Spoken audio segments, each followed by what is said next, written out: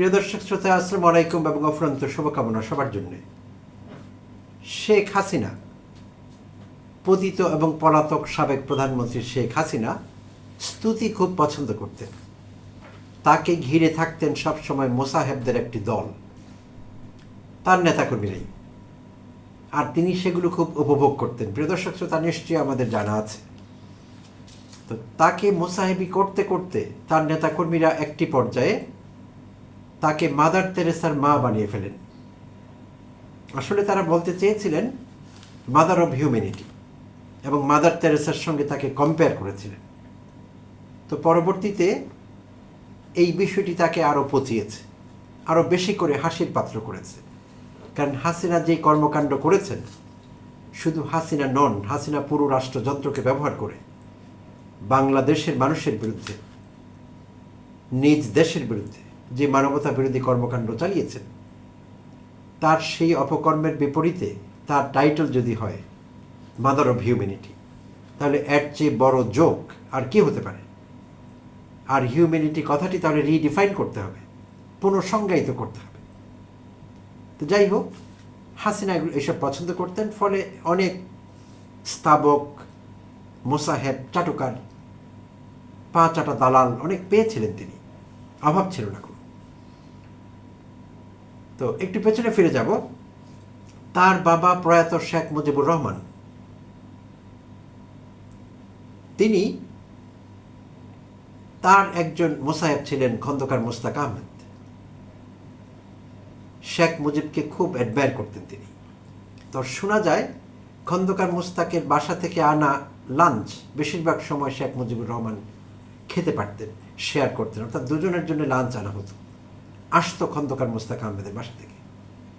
আচ্ছা, তো এর বাইরেও একবার শেখ মুজিবুর রহমানের যখন মাতৃবিয়োগ হলো, তার মা যখন মারা গেলেন, তখন শেখ মুজিবুর রহমান প্রকাশ্যে খুব একটা কান্নাকাটি করেননি বা করতে পারেননি। কারণ পরিণত বয়সে যখন আমাদের প্রিয়জনের বিয়োগ হয়, তখন অনেকে আবেগটি সেভাবে প্রকাশ করেন না। তো এটি শেখ মুজিবের জন্য স্বাভাবিক ছিল, এটি কোনো অস্বাভাবিক বিষয় ছিল না। তো তিনি সেভাবে প্রকাশ্যে আবেগ প্রকাশ করেননি, কিন্তু খন্দকার মোস্তাক আহমেদ ফুপিয়ে কাঁদছিলেন জনসম্মুখে।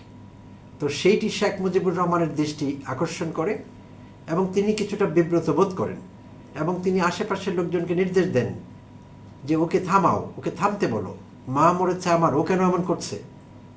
সুপ্রিয় দর্শক শ্রোতা, আমরা জানি খন্দকার মোস্তাক কেন এমন করছিলেন। শেখ মুজিবের মায়ের জন্য তার কান্নায় বুক ফেটে যাচ্ছিল, বিষয়টি এমন ছিল না। তিনি দেখাবার চেষ্টা করছিলেন তিনি শেখ মুজিবুর রহমানের মাকে কতটা শ্রদ্ধা করেন এবং ভালোবাসেন। তো এইসব হয়েই এসেছে, বরাবরই আমরা দেখেছি। বাংলাদেশে এটির পরিমাণ একটু বেশি, অন্যান্য জায়গায় কম। তো এখন আমি এই এপিসোডে এইসব কথা বলছি কেন এই মুহূর্তে? বলছি এই জন্যে যে শনিবার ছিল প্রয়াত প্রধানমন্ত্রী বেগম খালেদা জিয়ার ৮২তম জন্মদিন। যদিও তার জন্মদিন নিয়ে বিতর্ক আছে, তার একাধিক জন্মদিন আছে এবং সেগুলো পালন করা হতো, আমরা জানি। তো সেই আলাপে যাব না, বাট ৮২তম জন্মদিন পালন করা হয়েছে। সেই উপলক্ষে ঢাকা ২ আসনের শাক্তা ইউনিয়নের শিকারিটোলা বিএনপির প্রধান কার্যালয়ে প্রধান অতিথির বক্তব্য রাখছিলেন ঢাকা ২ আসনের বিএনপি দলীয় সংসদ সদস্য আমানুল্লাহ আমান এমপি। প্রিয় দর্শক শ্রোতা, এক সময়ের মাঠ কাঁপানো, রাজপথ কাঁপানো ঢাকা বিশ্ববিদ্যালয়ের তুখুর ছাত্রনেতা আমানুল্লাহ আমান, তার পরিচয় দেবার দরকার হয় না, তাকে আপনারা সবাই চেনেন। তো আমানুল্লাহ আমান শনিবার যে বক্তব্য রাখলেন প্রয়াত প্রধানমন্ত্রী বেগম জিয়ার ৮২তম জন্মদিনে, তার বক্তব্যের অংশবিশেষ আমার দৃষ্টি আকর্ষণ করেছে। আর এই কথাগুলো নিয়ে আলাপ হতে পারে, বিশ্লেষণ চলতে পারে, আপনাদের মতামত জানতে চাইব। এইসব ঠিক আছে কিনা, আমরা এগুলোর থেকে কখনো মুক্তি পাবো কিনা, ইত্যাদি। তো এখন জেনে নিব তিনি এক্স্যাক্টলি তার বক্তব্যের সেই অংশটুকুতে কি বলেছিলেন, যেটি নিয়ে আমি বিশ্লেষণ করতে চাইছি। খুবই ছোট্ট, শেষ হয়ে যাবে খুব তাড়াতাড়ি। তো তিনি বলছিলেন বেগম জিয়া গণতন্ত্রের মা, গণতন্ত্রের মাকে ছাড়া প্রথম জন্মদিন এটি মেনে নেওয়া কঠিন। আচ্ছা, আরও বলেছিলেন তার আপোষহীন রাজনীতির মাধ্যমে দেশে গণতন্ত্র ফিরে এসেছে। তার কারাবরণের মধ্য দিয়েই দেশের মানুষের বাক স্বাধীনতা পুনরুদ্ধার হয়েছে। তিনি ছিলেন গণতন্ত্রের অতন্দ্র প্রহরী। তো প্রিয় দর্শক শ্রোতা, এই লাইনগুলো একটু বিশ্লেষণ করব। সঙ্গে থাকবার জন্য আগাম ধন্যবাদ এবং কৃতজ্ঞতা জানিয়ে রাখছি। আমানুল্লাহ আমান কিন্তু রাজনীতিতে সফল একজন মানুষ, অনেক কিছু পেয়েছেন। প্রিয় দর্শক শ্রোতা, 2026-এর ত্রয়োদশ জাতীয় সংসদ নির্বাচনে তিনি নির্বাচিত হলেন ঢাকা 2 আসন থেকে। এর আগে কিন্তু ঢাকা 3 আসন থেকেও তিনি নির্বাচিত হয়েছিলেন বিএনপির এমপি হিসেবে, এবং একসময় মন্ত্রীও ছিলেন, এবং সেটি কম বয়সেই। তো আবার এখন কিছুটা পরিণত বয়সে আবার একটি ভালো জায়গায় গিয়েছেন। আপনারা জানেন সদ্যই তিনি যে 4 জন স্থায়ী সদস্য নির্বাচিত হলেন বিএনপির জাতীয় পরিষদের জন্য, নির্বাহী পরিষদের জন্য, সেখানে তিনি একজন, 4 জনের একজন স্থায়ী কমিটির সদস্য। এটি একটি সম্মানের জায়গা, তাকে সেই জায়গাটিও দেওয়া হয়েছে। তো তার আসলে আর পাবার কিছু নেই দল থেকে, যথেষ্টই পেয়েছেন বলব। তো কিসের জন্যে অনেক সময় আমরা দেখি, যেমন রাশেদ খান এখন প্রধানমন্ত্রী তারেক রহমানের পলিটিক্যাল অ্যাসিস্ট্যান্ট বা রাজনৈতিক সহকারী। তো রাশেদ খান এই পদে আসবার আগে এহেন হীন পন্থা নিয়ে অবলম্বন করেননি প্রধানমন্ত্রীর দৃষ্টি আকর্ষণ করবার জন্য। বিরোধীদের গালাগালি থেকে শুরু করে যা ইচ্ছে তাই বলা, যাচ্ছে তাই বলা মুখ দিয়ে, সব কিছু তিনি করেছেন এবং সফল হয়েছেন। তারেক রহমানের দৃষ্টি আকর্ষণ তিনি করতে পেরেছেন, যদিও তার দলের মধ্যেই এই সিদ্ধান্ত প্রশ্নবিদ্ধ হয়েছে। বিএনপির অনেকের সঙ্গে যখন কথা বলি তারা লজ্জিত হন এবং তারা বলেন যে আমাদের লিডার এটি কী করলেন। অনেকে ঠাট্টা করে এটিও বলেন, হিরু আলমকে পেলেন না, আম তারেককে পেলেন না। যাই হোক, সে আলাপে যাব না। তো এখন যেটি বলছিলাম, আমানুল্লাহ আমানের আর পাবার কিছু নেই। তো এখন তিনি এইসব কথাবার্তা কেন বলেন, যেই কথাবার্তায় আসলে প্রয়াত প্রধানমন্ত্রী বেগম খালেদা জিয়া ছোট হন। বেগম খালেদা জিয়া এবং শহীদ প্রেসিডেন্ট জিয়াউর রহমান তারা বাংলাদেশের রাজনীতিতে স্বমহিমায় উজ্জ্বল। নিজের যোগ্যতায়, নিজের গুণাবলীতে দেশের মানুষের কাছে তাদের আলাদা একটি জায়গা আছে। আমি কিন্তু প্রতিনিয়তই বিএনপির বিরুদ্ধে কথা বলতে হয় আমাকে, পারপাসলি না। এমন কিছু কর্মকাণ্ড ঘটে, সেগুলোর সমালোচনা করতে হয়, সরকারের সমালোচনা করতে হয়। তারপরও আমি বলছি যে আমার নিজের রয়েছে বিশেষ শ্রদ্ধা শহীদ রাষ্ট্রপতি জিয়াউর রহমানের জন্য, প্রয়াত প্রধানমন্ত্রী খালেদা জিয়ার জন্য। শুধু আমার না, যারা বিএনপি করেন না এমন কোটি মানুষ আছেন বাংলাদেশে, তারা বিএনপি করেন না, হয়তো বিএনপিকে ভোটও দেবেন না, কিন্তু তারা, তাদের হৃদয়ে একটি বিশেষ জায়গা আছে বেগম খালেদা জিয়া এবং শহীদ প্রেসিডেন্ট জিয়াউর রহমানের জন্য। তো তাই বলছিলাম যে এই সম্মানী মানুষটিকে না পচালে কি নয়? কেন তাকে পচানো হলো, কেন তাকে পচানো হচ্ছে? এবং যেখানে প্রধানমন্ত্রী তারেক রহমান নানাভাবে এটি প্রকাশ করেছেন যে তিনি এইসব পছন্দ করেন না, তাকে হাইলাইট করা, তার সম্পর্কে প্রশংসা বাক্য বলা, তাকে মাননীয়, মান্যবর এইসব বলে অ্যাড্রেস করা, এইসব তিনি পছন্দ করেন না। এবং এটি কিন্তু অনেকবার তিনি বলেছেন এবং উৎসাহ প্রকাশ করেছেন। আমরা দেখেছি জাতীয় সংসদে তিনি রাগ করেছেন এক এমপি এবং মন্ত্রীর ওপর, যিনি মান্যবর বলেছিলেন তাকে। সঙ্গে সঙ্গে তিনি বলেছেন আমাকে এসব অ্যাড্রেস করবেন না দয়া করে।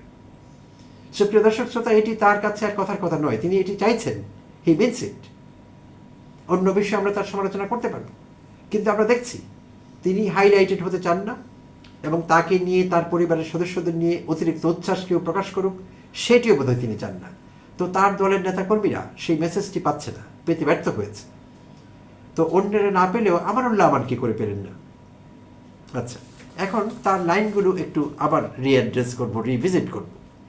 তিনি বলছিলেন গণতন্ত্রের মাকে ছাড়া প্রথম জন্মদিন এটি মেনে নেওয়া যায় না। এখানে একটু বাড়াবাড়ি হয়েছে না প্রিয় দর্শক শ্রোতা?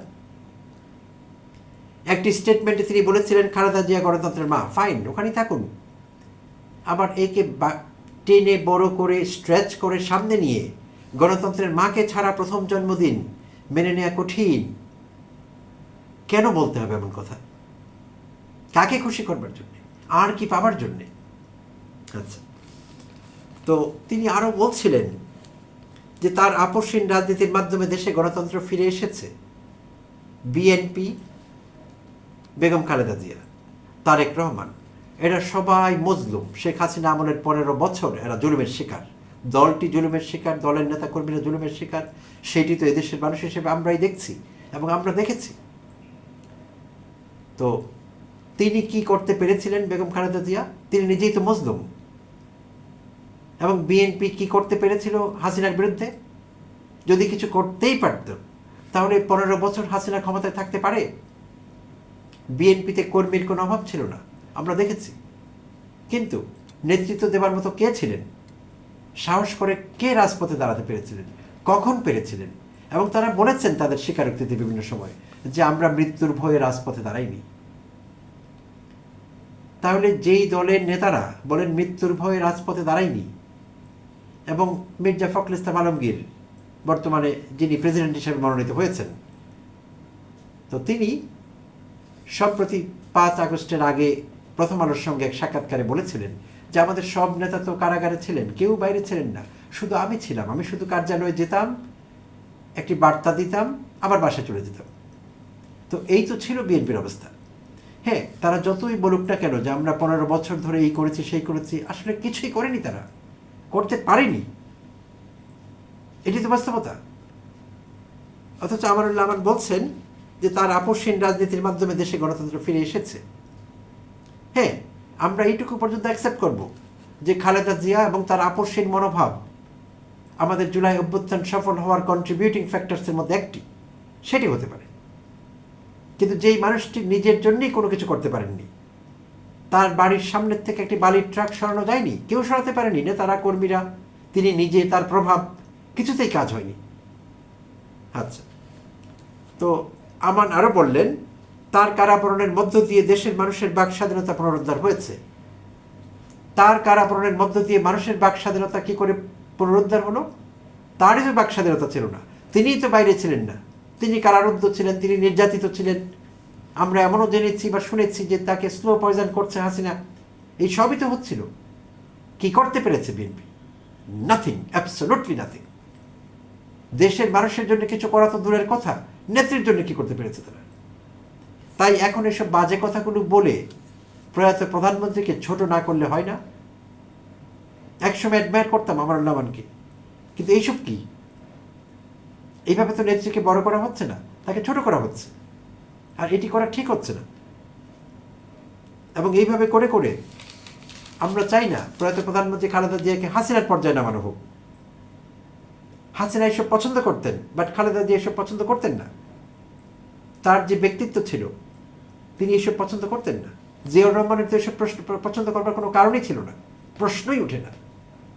জিয়াউর রহমান বেঁচে থাকলে জিয়াউর রহমানের সামনে এমন স্তুতি আমানুল্লাহ আমান করবার সাহস পেতেন, এই দুঃসাহস দেখাতেন না, আমি বলবো।